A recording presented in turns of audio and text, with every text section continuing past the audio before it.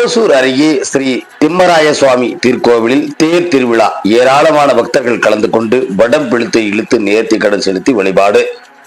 கிருஷ்ணகிரி மாவட்டம் ஓசூர் அருகே சூளகிரி வட்டத்திற்குட்பட்ட பீகொத்தப்பள்ளி கிராமத்தில் பல நூறு ஆண்டுகள் பழமை வாய்ந்த அருள்மிகு ஸ்ரீ பத்மாவதி தாயாருடன் எழுந்தள்ளியிருக்கும் சுயம்பு ஸ்ரீ திம்மராய சுவாமி திருக்கோவிலில் தேர் திருவிழா நடைபெற்றது.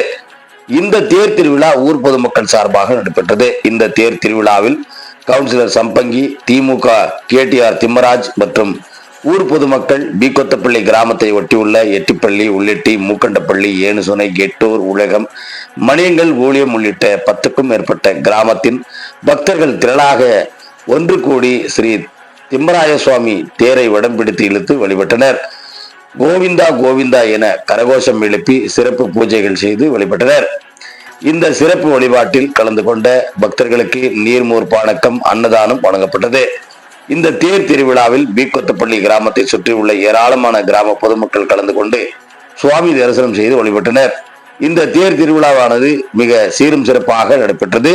சூளகிரி காவல் ஆய்வாளர் தலைமையில் 5 பேர் போலீசார் பாதுகாப்பு பணியில் ஈடுபட்டிருந்தனர். இந்த நிலையில் எந்த ஒரு அசம்பாவிதம் நடக்காமல் இருக்க முன்னதாக தேர் ஊர்வலம் வருவதற்கு முன்பு மின்சாரம் துண்டிக்கப்பட்டது. இதன் அடிப்படையில் பக்தர்கள் கோவிந்தா கோவிந்தா என கரகோஷம் எழுப்பி ஊரை சுற்றி வலம் வந்தனர். அப்போது ஊர் மத்தியில் சுமார் 2 மணி நேரம் தேர் நின்று கொண்டு இருந்தது.